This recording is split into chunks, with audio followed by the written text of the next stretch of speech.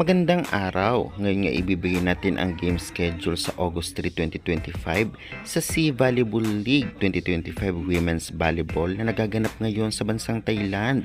At syempre, anong oras nga ba ang laro? Yan po lahat ating pag-uusapan this video. Kaya before that guys, please naman, don't forget to like, comment, and subscribe and pa-hit the notification bell para lagi po kayong updated sa aking mga bawang video about sa volleyball dito sa Pilipinas. Maraming salamat sa suporta. Well, last day na ngayon ng laban nga sa leg number 1 sa Sea Volleyball League 2025 Women's Volleyball na gaganap ngayon sa Thailand.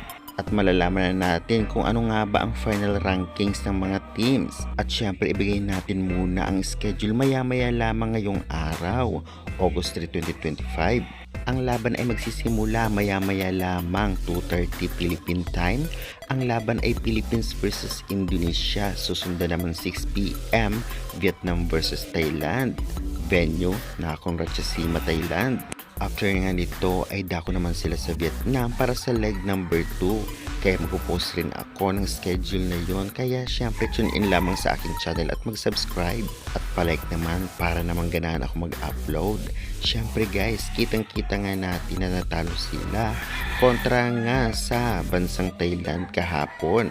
Ngunit sana makapag-podium sila ngayon o third place man lamang dahil nga makakalaban nila ang Indonesia. Kung ating titignan, nakaisang set sila laban sa powerhouse sa Thailand at kahit sa Vietnam. Nangangahulugan lamang ito na talaga naman nag-improve ang ALAS Pilipinas ngayong taon. Lalong-lalo pa malalakas talaga ang players ngayon. Medyo kinukulang lamang at talaga namang natatalo lamang sila dahil sa error at hindi tamang pagbalasa ng players.